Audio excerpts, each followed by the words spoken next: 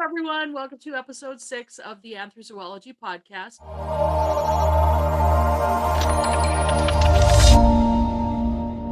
And today we have a special guest joining us, Hal Herzog, and I'll let you introduce yourself. Hi, I'm Hal Herzog. I'm Professor Emeritus at Western Carolina University. I've been studying human-animal interactions for, 30 or 40 years, a long time. And thanks for having me on the podcast. I think it'll really be fun talking with y'all. I'm Michelle Szydlowski. I am a PhD candidate at the University of Exeter and an instructor at Beacon College in Leesburg, Florida. Hi, my name's Sarah Heaney. I'm a PhD student at Exeter University in Anthrozoology. And over to you, Kris. Yeah, and I'm Kris. I'm also a PhD student at Exeter University, and my research focuses on cat-human relationships in urban environments and social discourses surrounding free-roaming cats. Well, I suppose I'll throw in with an initial question. Do you consider yourself an anthrozoologist? Yeah, I do. My background is my PhD is in animal behavior, but it's in the psychology department. So my field and my teaching and a lot of my research has really been in psychology, starting with animal behavior. But I switched over to human-animal interactions really in the 1980s, which is right about the time anthrozoology as a field was getting started. And I was fortunate enough to hook up with the International Society for Anthrozoology pretty early on. I was not one of the founders of the field, but I was in from pretty close to the beginning. And for me, it's just been a great intellectual home. It's just one of the things I love about it is the enthusiasm that everybody has, but also the interdisciplinary nature of the fact that there's people from nursing, social work, history, epidemiology, psychology, and I just I've always liked the margins of fields, sort of the things that are on the edges. I think that's where the real excitement is. And I think that's really true of anthrozoology. I think that's very true. I think the interdisciplinary nature of the field is what drew most of us into it. We were discussing before you came on about the differences between such names as anthrozoology, human animal critical studies, etc. So maybe you can explain a bit more to us about the differences that you see in those areas. Yeah, that's something I haven't given a huge amount of thought about. But so what I'll say could be completely wrong. My general sense is that the founders of the field of anthrozoology and most of the participants came from a background of sort of empirical research. That is to say, they came from, like myself, animal behavior, where we counted things. Increasingly, this involves clinical psychology and things like that, but it's sort of evidence-based. And if you look at the papers that are published in the society's journals, they tend to be evidence-based. They tend to have numbers or else being some analysis of qualitative research. Also, in recent years, and this is sort of true, anthrozoology has become focused very much on human-pet relationships, companion animal relationships, especially human-dog relationships. By the way, I don't think this is a good thing, which maybe we can talk about later. I think critical studies or in the grab bag of human-animal studies comes from a different place sort of in the academia. People are more likely to come from a background in the humanities, but more importantly, they're more likely to come from have a different political perspective. And I think people that take the critical studies point of view tend to have more of a political agenda than people that are in anthrozoology. In fact, and this is a true fact, for the International Society for Anthrozoology, I think this is still true, you have to be recommended, attested to by a present member. And there's a reason for that. And it was basically to keep animal rights group from taking over the organization. And when the International Society for Anthrozoology got started, PETA had just taken over the New England Anti-Vivisectionist Society. They had had their bunch of PETA members registered. They elected a board that was PETA sympathetic, and PETA took over the New England Anti-Vivisectionist Society. Presumably, in part, it was claimed. I'm not sure if this is true because they had a pot of money. The founders of Anthrozoology were worried about. They wanted the organization to be scholarly. That was the whole thing. It's an organization of scholars without a political agenda. And so I think that's really a difference between when people say they're interested from critical studies. And you can also tell by the way, read the journals, and you can see the difference in the people in critical studies use bigger words. They use longer words, and they cite Foucault and French, European intellectuals whose names I can't pronounce very well. And I don't understand much of what they write. It's beyond me. So I think there is a difference, but that's sort of one person's perspective on it. Well, I think it's interesting that you brought up the dog-human relationships because that has been one of the struggles that a lot of us have faced with the society and publications, is that those of us that work in wildlife, I'm very focused on human captive elephant relationships and also on how conservation is affected by these relationships, travel groups, ecotourism. I have a big focus on Southeast Asia, and it is difficult to find representation in a lot of anthrozoological labeled groups, just because there is this focus on human pet relationships and not so much a focus on wildlife. So do you see sort of a natural change occurring? Do you see this pendulum swinging maybe more to be more inclusive toward conservation and wildlife? Or do you think that anthrozoology will in general stay focused on that human pet relationship? Yeah, I think this is a serious problem. And I'm interested in human-animal interactions in the broadest sense. And one of the things that attracted me to the study of human-animal interactions is that animals are involved in almost every aspect of human life, whether we're talking about religion, where we're talking about pets, when we talk about what we eat, when we talk about psychopathology. All these things, I can't think of a single area of human life that there's not an animal component. So I think we need that broad perspective. To me, that's what makes the field exciting. We need to be studying hunters. We need to be studying mahouts, with elephants. We need to be studying animal researchers, because of their relationships with animals. But what's happened is that this increasing focus on pets, I think, is getting more pronounced. I don't have data on it. And I think one reason is money. And researchers tend to go where the money is. And for years, I bitched about the pet products companies not putting money into research in our area. Well, now they are starting to put money into it. But the problem is that what they want to focus on one type of research, and that is research which shows, and they make no bones about this, pets are good for people. And so researchers, to do your research, you need to get money, and that's a pile of money.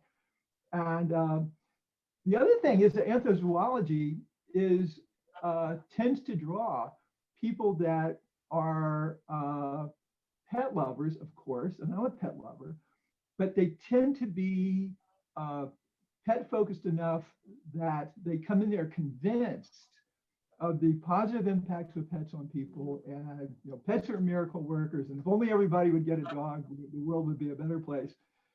And to me, that's not good from a scientific point of view when you come into something with these a priori beliefs. And people want to study what they love, which is dogs and cats and pets. So I worry about the future of the field, quite honestly. I worry that it's getting too focused, getting too narrow. And so, for example, the editor of the journal, Anthony Podgrew, the editor of Anthrozoös, he really tries to encourage people with the broader perspective people publishing in Wildlife and things like that. And that's also true of the organizers of the conferences. And every year this comes up. It's like, we got too many papers on pets. Let's expand it. Well, you can't expand it unless you get the submissions. And so I think that's one of the problems. Part of the problem is that people are not sending their papers to the journal. If they're studying relationships between farmers and elephants in India. I think a lot of it too, people are put off because the idea is perpetuated that these journals, they don't take in other types of research, or they're very quantitative focused. So you don't even try to submit to these journals because you think, yes, I think that's a big problem. And I'm an associate editor of the journal, and we're constantly trying to encourage people to submit their papers on non-pet related areas. We really want more and more papers on that. The papers need to focus on the human aspect of human-animal relationships. So sometimes we get submissions that are completely like an animal behavior stuff. We get dog behavior papers, something like that. And that's not what we publish. We publish things on the human side of the human-animal relationship, but that covers enormous territory. Do you publish Viewpoint articles, or does it have to be something that is actually had some actual research behind it? That's an interesting question. Nearly all the papers have research behind them. So if the Viewpoint would be, for example, why we should get people to not go to zoos, I don't think that would be relevant if it's a political advocacy piece. If it was based on attitudes towards people towards zoos and what we could do to change those attitudes, that might fall into the realm of the journal. But one thing people can do is they can write the editor and say, look, I'm thinking about doing this. What do you think? Is it worth me writing it up and submitting it to your journal, or would you recommend I send it someplace else? Yeah, because there's a lot of research that the more you think about anthrozoology, the more there is that needs research, but there's, so like even identifying areas of potential study or things that we think, that could be examined further. And that's one of the things I love about anthrozoology is there's so much unexplored territory, and you just start thinking about one thing and you realize that there's this whole open field that nobody has actually looked at. No, I completely agree with that. And there's some areas that are sort of overstudied. I think in some ways, do we need yet another paper on where they give the UCLA loneliness scale to people to see if pet owners are lonelier? We have tons of studies on that. We don't have that many studies on the relationship between Indian farmers and farmers in India and the elephants that are raiding their crops. So no, I think you're absolutely right. I think the great thing about the field is just how much stuff there is out there. So many areas that are unexplored, and I'd like to see more and more of that. And people it's funny, we don't. There's areas that are important that we know almost nothing about. And so, for example, one of the things that I've been interested in is people that don't like their pets, people living with pets that they don't like or they're afraid of. And I remember talking to a very senior, there's tons of papers on people that love their pets. But we don't know very little about people that wind up living with animals that they don't like. And it's like living with a spouse you don't, living with an abusive spouse. It's an important area. I remember talking to a very senior anthrozoologist one time. And I said, I won't say the name. I said, I really want to do some studies. And we actually tried, about people that live with animals that they don't like or they're afraid of. And they said, well, why would anybody be interested in that? And I thought, man, most people are not extreme pet lovers, Most people are not like the people that are studying anthrozoology. Well, and my husband is not, my husband tells people that we got married because we both love animals. He just likes his grilled. And so he is not a lover of my dogs, and I do have dogs. And so, yes, that would be quite interesting to see, especially those spouse relationships that one loves animals, one doesn't. Absolutely. That would be fascinating. Absolutely. But what I used to ask my students, I would say, all right, how many of you know someone, a class, I'd say, how many of you know someone that's either afraid of or doesn't like the family pet? And almost always, at least a third of the students in the class would raise their hands. And so that's an area that does deal with pets, but the pet products company's not going to be too keen on that. But wouldn't that be more interesting? Because then that would be, it would align with kinship studies that you don't always like your family members, but you don't get rid of them. So that's exactly right. That'll be fascinating. Right. Well, I did want to go back to what you said about something you said about the journal, in that I noticed that the journal specifically avoids welfare issues, animal welfare.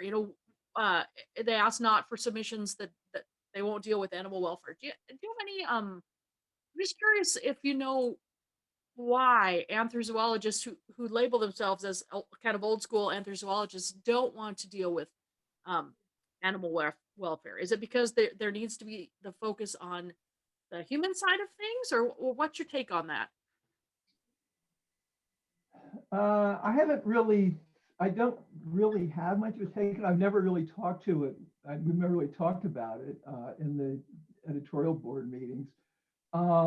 My sense is that there are animal welfare journals, and if again, it's the focus of the journal is on human-animal relationships, and there are papers, I'm sure, that relate to animal welfare, but not directly. So if the paper is about improving the lot, okay, let's say a couple of examples. Let's say we had a paper on, gosh, I'll have to think now. Improving the welfare of dogs in animal shelters by looking at, let's say, their cage sizes, or reducing the noise level in the barking dog noise level, so, something like that.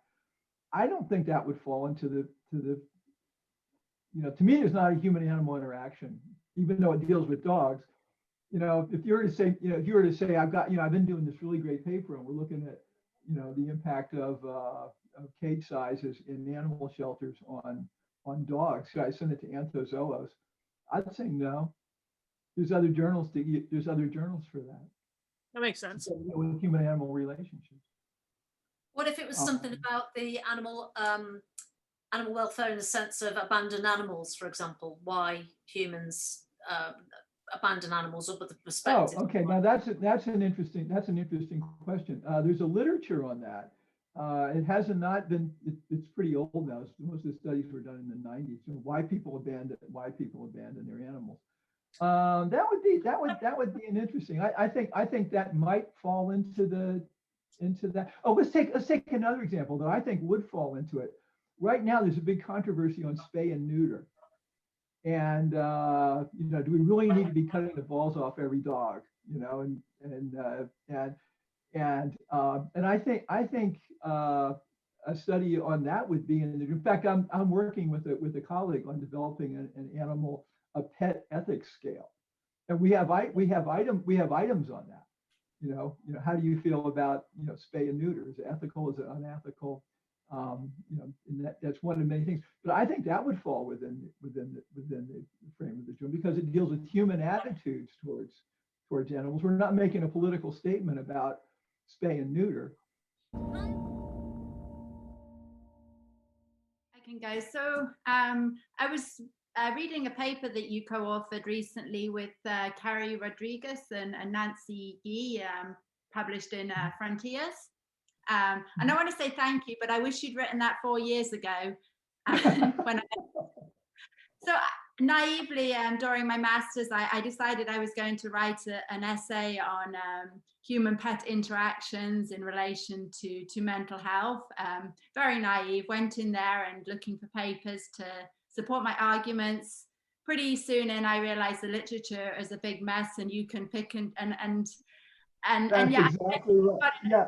Oh, by the way, that's what I realized too. I never wanted to do anything with pets. And then when I wrote the book, I had to write a chapter on pets. And I started looking at the literature, and the literature was not at all what I thought. When I started, my experience was exactly like yours.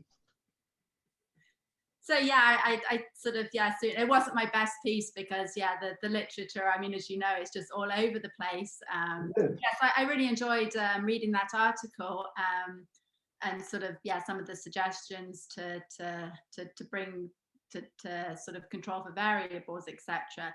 But one thing that's really struck me with this idea that pets are good for you, even if you narrow it down to saying having a dog is good for you, it just seems so broad, and it's like saying, yeah, marriage is good for your health, or having a human relationship is good for your health, because everybody's an individual, and it seems like something that really could be addressed from the qualitative, or isn't addressed enough from the qualitative perspective. So taking a good relationship between a human and a dog, or a not so good relationship, and really drilling down and asking, well, why is this relationship good? Why is this relationship not working? And coming up with sort of commonalities and doing like a bottom up approach. And I wondered what your thoughts are, because a lot of it seems to, with the human animal interactions and health, it comes from the big massive, the big quantitative studies, and then they're all over the place. And they are. So yeah, I wonder what your thoughts were on the more qualitative approach, or if there's need for more qualitative study, or if there's even any need for for this. Well, I've long been a fan of qualitative research, and my first paper, in fact, the papers that I've written, I think were really some of the most important papers were qualitative papers. The study that I did early on, the animal rights activists, where I went and did interviews with them, that, studies about the study of ethical conflicts in veterinary students and things like that. We could only do that through qualitative research. The thing that interests me now is it touches on what you're dealing with, is the mismatch between what the quantitative research says about, let's say, the impact of pets on health, and the qualitative. And I can't wrap my head around it. So, for example, let's take the question, a simple question: does getting a pet make people happier or less lonely? And I've done a deep dive into both of these areas. I've looked at the research on studies of pets and depression. I've looked at the study of the impact of pets on loneliness. And in both cases, I've written some blog stuff on this. I have some stuff in my new book about it, the new version of my book about it. In both cases, most of the studies have found out that pet owners are not less depressed.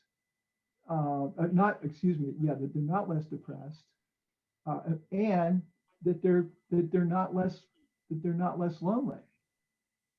So, and we're talking big numbers here. We're talking maybe in each case 30 studies, of which maybe 5 found that pet owners were less depressed, and 5 out of 30 found that they were less lonely. Most studies found no effect, despite what the pet products companies tell you. They pick and choose the studies. Most studies find no impact of pets.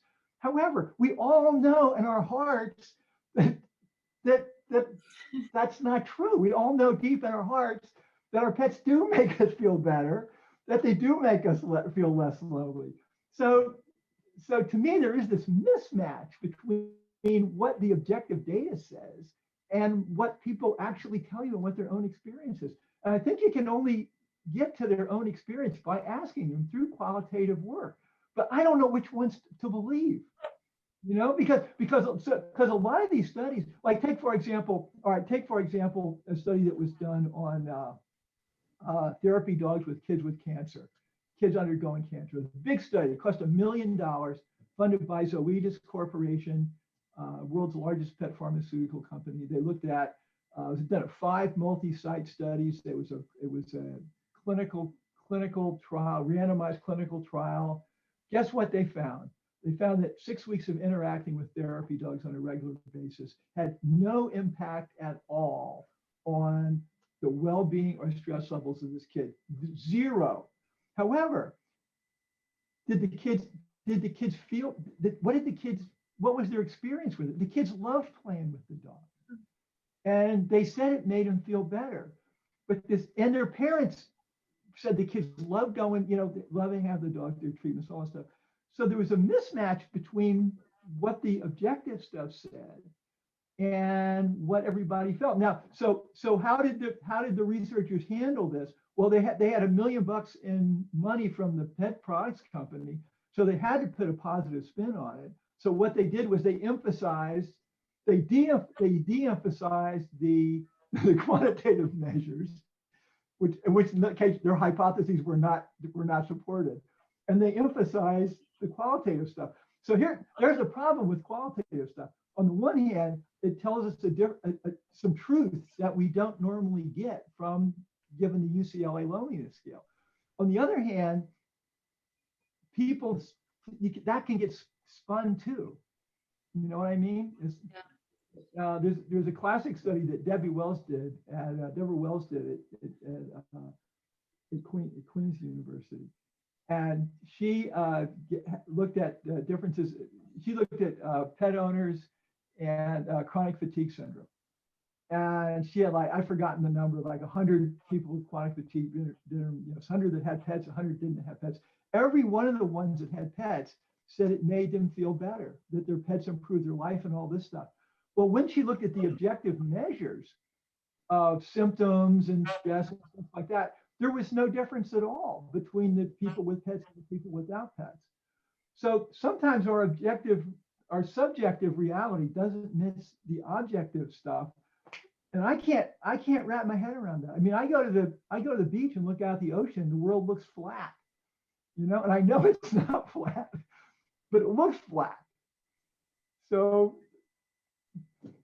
but isn't that what keeps the fun in our studies, is the whole fact that the psychology, what we feel, doesn't really ever match up with the facts? Yes, I don't know what the true facts are a lot of times. I really don't. To me, that's why, and one reason why my book is so squishy in terms of people wanting me to tell them what the truth is, and most of the time we don't really know what the truth is. And I think maybe that's why my students or students in general connect with the book, is that they go into this class, especially an introductory class, thinking we're going to tell them how they should be thinking about animals. And when instead we throw at them, hey, all these inconsistencies, you guys need to start thinking about these inconsistencies, and then they really get excited about it. And I think that's part of the draw. Good. I find myself, when I started my research, I was very much on the, because I come from a biology background, I was very much on the present the facts, here's how it is, put the research study out there. And now I think I'm more of the got to get the research out there and make a change, make a difference side of things. So I think I've swung a little bit toward the activism side. I think well, see, I'm on the fun side. So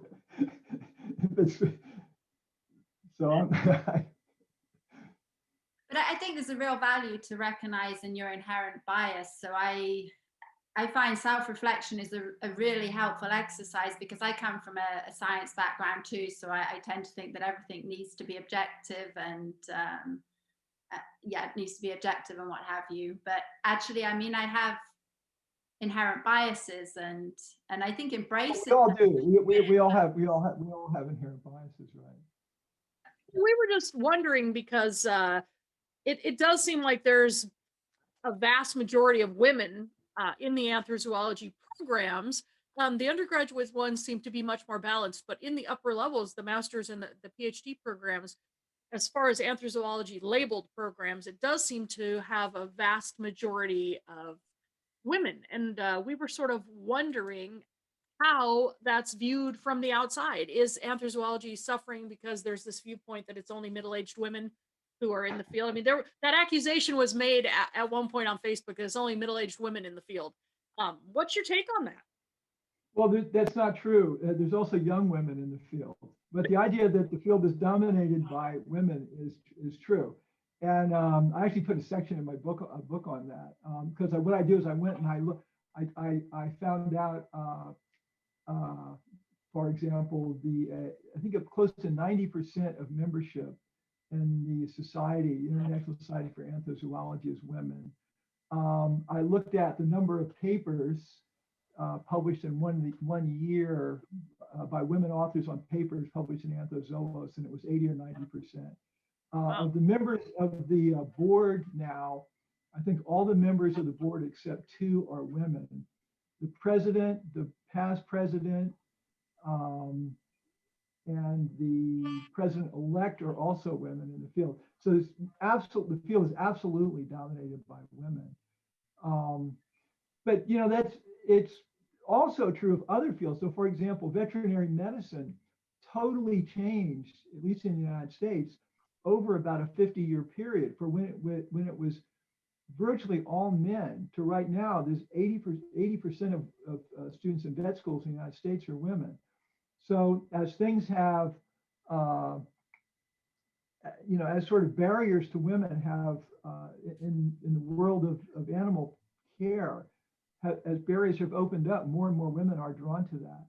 And, so the question is why, is that a question of nature or nurture? It's probably some mix of the two. And what I argue in my book is sort of a bell curve theory in which there's very little differences between men and women in, for example, pet ownership, dog ownership, cat ownership, roughly equal numbers. If you ask people about attitudes towards animal research and things like that, women are somewhat more inclined to favor animal welfare than men are, but the difference isn't that big.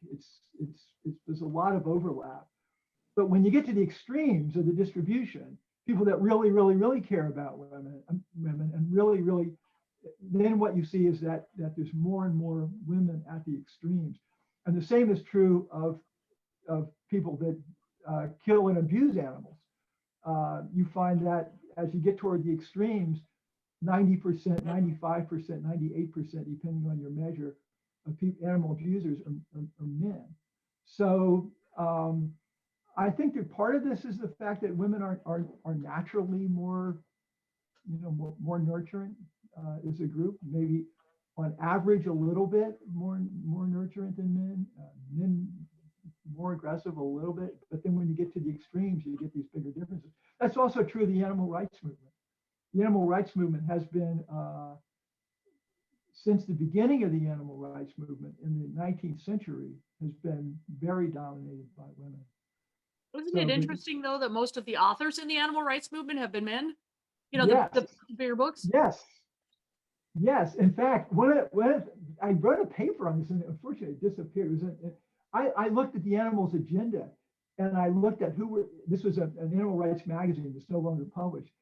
Men wrote most of the articles, but women were well represented in the magazine. But this sounds so sexist, but it was just true. Primarily because they were writing recipes for vegetarian and vegan food. Men were like, most of the philosophers in the animal rights movement have been men. Although, to me, one of the greatest of the philosophers was like Mary Midgley, who was a woman. I think, tremendously important. And then people like, Carol Adams and a bunch of women are represented. But a lot of the heavy hitters are in the philosophers have tended to be men, like Tom Reagan, Peter Singer, et cetera, et cetera, et cetera. But in terms of anthrozoology, if you look at who's really making the contributions in the field right now, it's mostly women, and really good. Most of the really good researchers I know now in the field are women. There's no question about that. And I do think that anthrozoology is evolving. I really feel like now that we have these master's programs, these PhD programs, I really think that we're sort of redefining things, and we're kind of almost remaking the field. How do you feel about that? Is that a comfortable feeling, or do you think that? Yeah, it is. Well, again, my feeling, I'm worried about the field being too taken over by the pet products industry and becoming too focused on cats and dogs and the impact of pets on health, and the way that I think the industry overhypes the results, and there's a misleading interpretation of a lot of the fundamental results. What I'm really excited about, though, is people coming in from different disciplines into the field, and the field sort of going more mainstream. And my field is psychology, so I see this a lot. I see a lot of social psychologists, personality psychologists, people interested in the psychology of eating and drinking, stuff like that. They're now getting interested in human-animal relationships. Oh, and one of the things I think is really great about new people coming into the fields is they have better research skills. And some of the research that's coming out now is by young new researchers is just incredibly sophisticated, and it's all the way from things like looking at dog genomes and dog brains and how we have shaped that, and they're actually using these incredible genetic techniques to look at the evolution of human-dog relationships, to people using really sophisticated statistical techniques to tease out factors about, let's say, why people quit eating meat. And so I think and we're seeing more and more good controlled studies on the impact of, for example, animal-assisted therapy, with good control groups and stuff like that. So I think people coming into the field now, and they're bringing in some skill sets that are really needed. I think that's where the biggest change are, is just improving the research. But on the other hand, I'm concerned about the narrowing of the field to the study of pets. I am as well. Well, especially because obviously I research conservation and wildlife, so I get very upset when it's just focused on pets. But I do tell my students regularly that they are redefining the field, and really they can sort of make it. No, I think that's true. Yeah, which is exciting, which is what keeps it fresh. Right. And there's also these new research centers popping up, and internationally. So I think things are doing well. None of us that were involved in this area, back when it was first getting started, ever envisioned it would have taken off the way it has. Another edition? Yeah, there's a second edition coming out. Probably it will come out in December. Basically the book needed updating. I mean, there's a lot of facts that are out of date. The amount of money people, some simple facts, the amount of meat we eat, national trends in meat eating. Researchers that I quote that are now dead. They're now the late professor this and that. But I also added some new stuff. I kept the stories. I added some new stuff. So, for example, one of the things that's interesting right now is animal research in the era of COVID.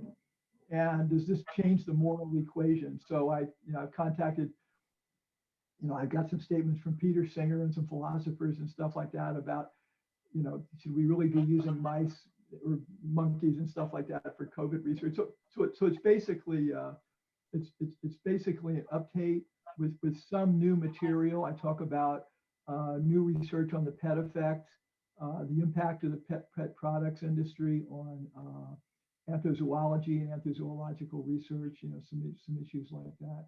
New research on how people think about uses of different species.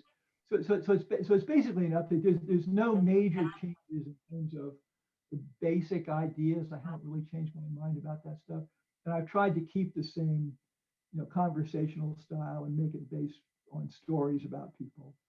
I wondered if you would change. I wondered if you would change chapter 1 where it refers to anthrozoology as a new field. Did I do that? My wife keeps bugging me about that, and she says, "How long are you going to keep saying that?" The field, it's still sort of a new field when you compare. I can't remember if I changed that or not. I think I did. We're talking about a field that's basically 30 or 40 years old. So I'd still say that's a new field. This is the thing. The thing about that I realized is that it's a good thing I wrote the original book when I did, because I couldn't write it now because there's so much new stuff coming out. Like just the stuff on dog cognition and human-dog relationships. There are hundreds of papers coming out every year. Same thing with stuff on vegetarianism. There's hundreds of papers coming out every year.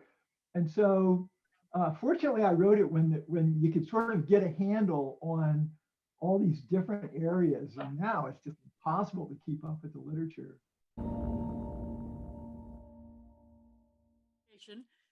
Kris is actually chairing in Anthrozoology as International Practice Conference at Exeter, which we're all involved in some capacity Nice. or another. And Anthony, the editor of Anthrozoös, is coming to speak at that conference. Cool. And we've invited people from all over the world, undergraduates, master's degree students, PhD students, to come together and kind of discuss, what they're searching for, what they're researching, what their goals are, the implications of all of that. And so I'm just wondering if you were talking to this next generation of anthrozoologists that's up and coming and actually maybe has an undergraduate degree in anthrozoology and is now looking for the bigger picture.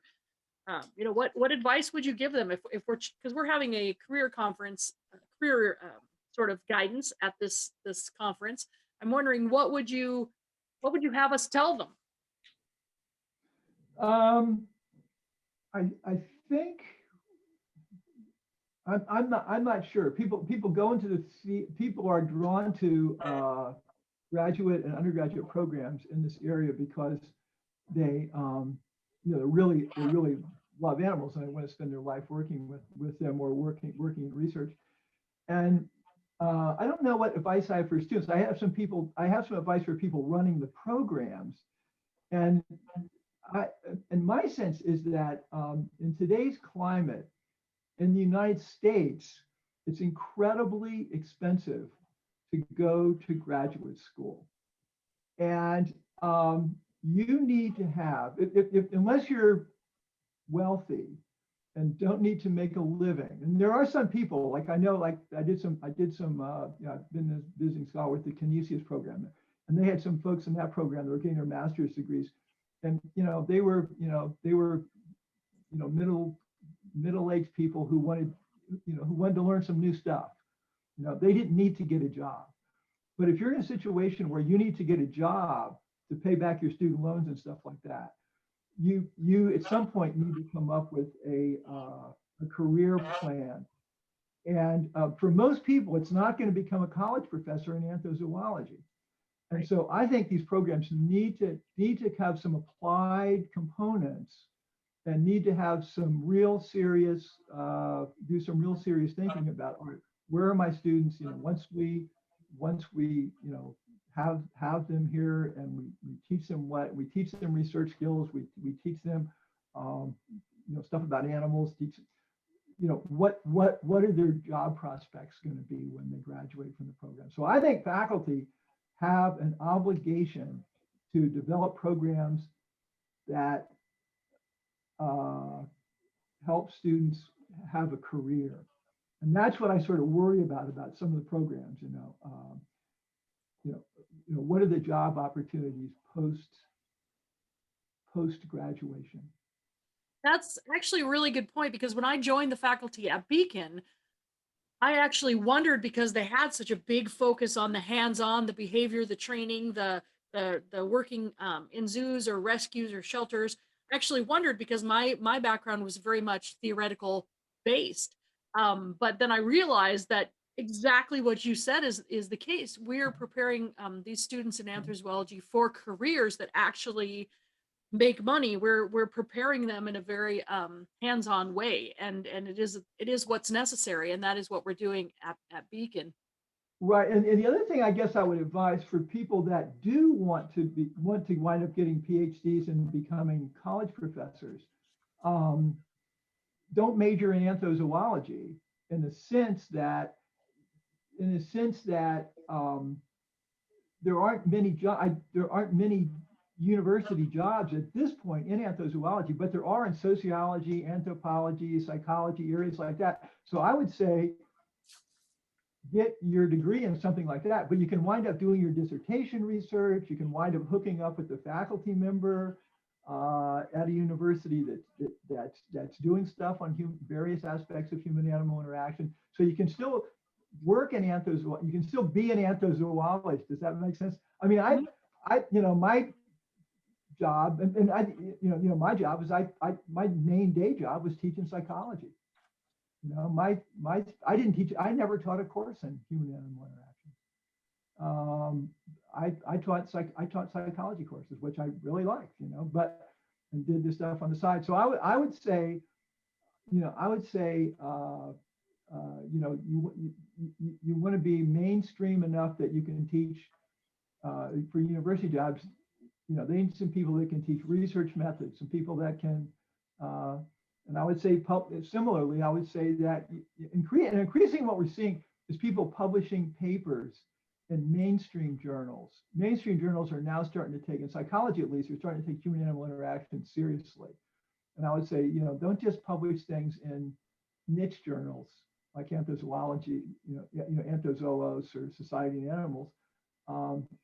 Try and look for some mainstream journals to make your vita look like that. Yeah, you're not just an anthrozoologist, you're also a psychologist, you're also an anthropologist, you're also a biologist. So those were sort of the advice I would have. Okay, great. So if you had unlimited amount of money and unlimited amount of access to whomever and whatever animals, whichever animals you would like, apart from researching maybe the unfun project subject of why people don't like their pets, what would you choose? What would you be your, this is the thing I really, really want to get to the nitty gritty of and have fun with it? Well, I've thought about that, and I feel like my biggest failed project was my circus animal trainer project, and I think it might be too late for that because I think there's such a dying breed. But I thought that that to do that study right, I would actually have to join the circus and travel with the circus for a year, and I could never be an animal trainer. I don't have it to do that. But what I could do is clean up elephant poop and help feed the tigers and stuff like that, but just see what their world was like, because their world was so different than mine. It was Hunter Thompson, the journalist, one of his first book, the Gonzo journalist, one of his first books was on outlaw motorcycle gangs.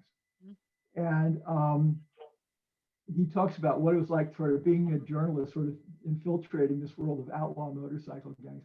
And I felt that way about circus animal trainers. It was like their world was so different than mine, and it was so intensely tied up with these animals.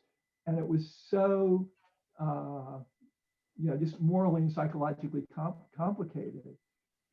And these people were so different. It's like, I remember one woman telling me that her daughter wanted to go to college, and she was mystified why her daughter would want to go to college. I was like, why would she want to go to college when she could do this? Be in the service. And to me, it's like, well, what's the most fundamental thing a parent wants their kid to do? Graduate from high school and go to college. It's like not for these guys. It's a whole different world. So that's what I would do. I'd join the circus. That could be your next book, Hal Joins the Circus. Join us soon for the Anthrozoology podcast with Hal Herzog, Part 2.